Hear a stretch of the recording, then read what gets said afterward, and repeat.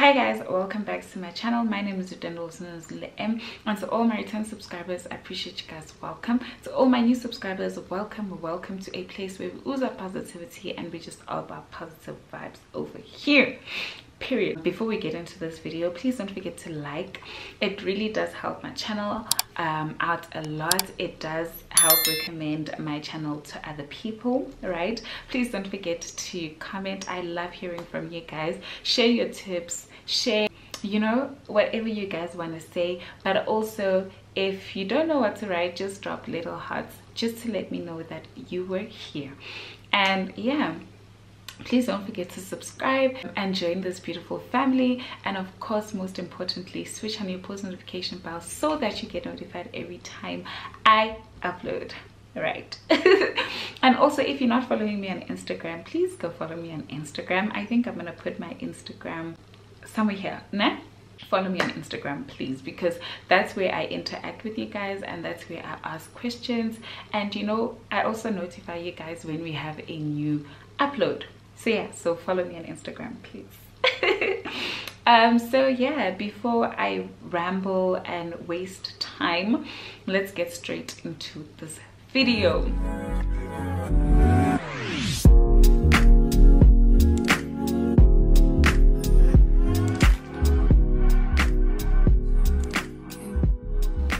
So as you can see, we have a different background. Like, I don't have water at my place. It's just a mess, guys. It's a mess, but we move, right? So I'm at an Airbnb and I decided, you know what, there's no time, because you guys need to have a video. There's no time to be feeling like, hey, what. No, let's record. Let's get straight into it. So with regards to my life update video, a lot of people were asking me about my car and a few questions here and there. So I decided, let me do a video where I tell you guys the things that you need to consider before buying a first car or before buying a car, right? So yeah, so that's what we're going to be talking about today. We are going to be talking about the things you should consider before buying a car, which is very important. So number one, right? I did write notes down. You know how it works. I wrote notes down just so that I don't ramble, right? Number one, don't trust your salesperson, because at the end of the day, he just wants to make a sale. So do your research. So number one is do your research. Don't trust your salesman, right? Because at the end of the day, they're also in business. They want to make a sale. So whatever it is, whatever you don't know, they're not going to let you know. You need to do your research when it comes to the car you want, how much you want to pay, the rate you want to pay. You need to do your research, because at the end of the day, they are in business. They want to sell cars. So because they want to sell cars, they literally going to omit certain things. And for example, right, if you ask someone, is this car fuel efficient? Obviously they're going to advocate for their brand and they're gonna say yes, knowing very well that it isn't, right?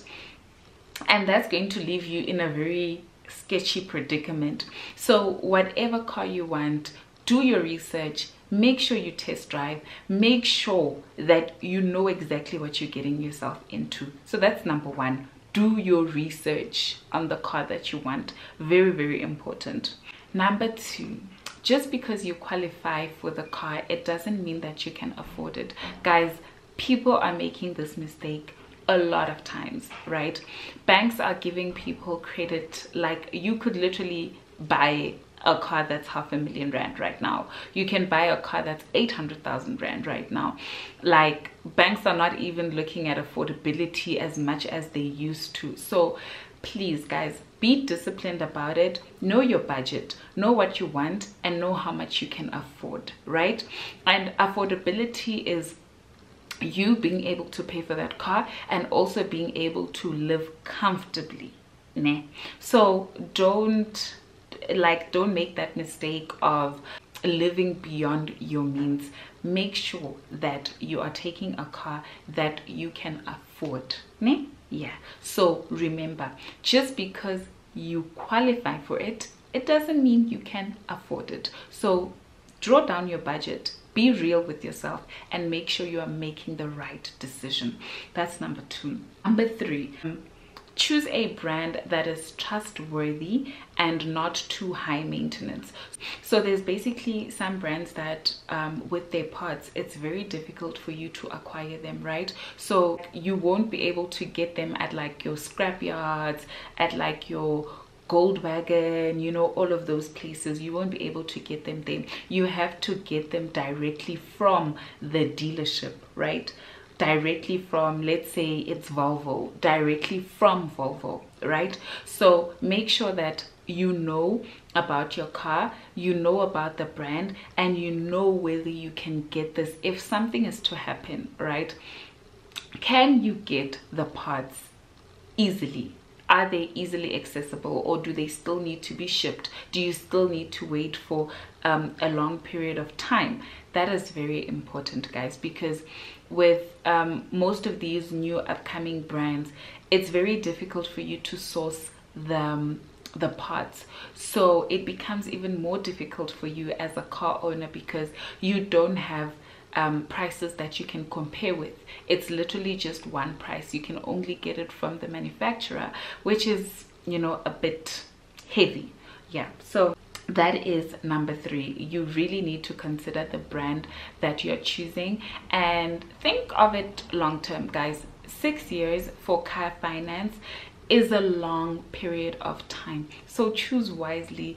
Make sure you're choosing a brand that you know is going to last, you know is not going to give you a lot of problems, you know that if it does give you a problem, you'll be able to fix it quick. Yeah. Number 4, this one is important, guys. Make sure that before you make the purchase, you first go on to insurance websites and you check how much it's going to cost you to insure the car, because at the end of the day, insurance is very expensive, guys. Insurance has become so expensive and it is crazy. So please make sure that you get those quotes and you compare, because the higher the car value, the higher the price will be, and the more riskier the car is, then the higher the price will be. For example, with VW, it's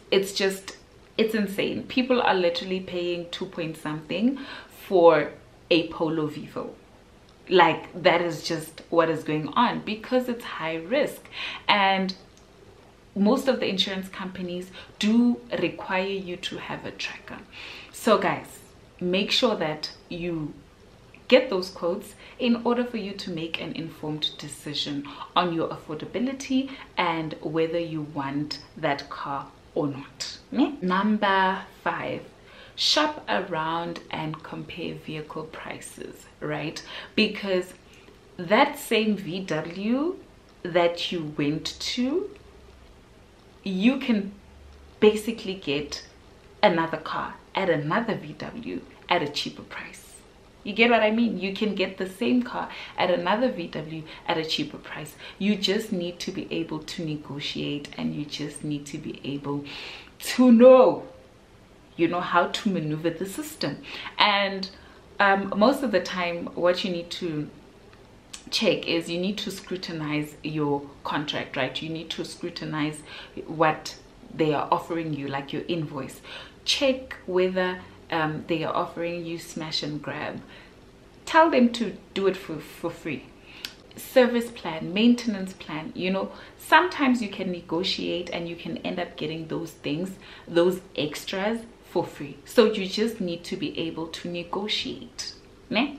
Be able to talk with them, you know, and don't negotiate on how much you want to pay monthly. That is dangerous. Negotiate on how much you want the overall cost of the car to be, because if you negotiate how much you want to pay monthly, they can actually, you know, play with the system, and you end up still paying, let's say the cost 450,000, right?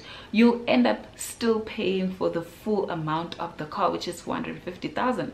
Whereas if you play with the total amount, you can basically tell them that, listen, right, the car's 450,000, but my budget is only 400,000 for this car, and that's where negotiation starts. So make sure you negotiate, guys. You can always get a better deal at a better price. Ne? Number 6, right? I think this should have been number 1, but number 6, make sure that you build a good credit score.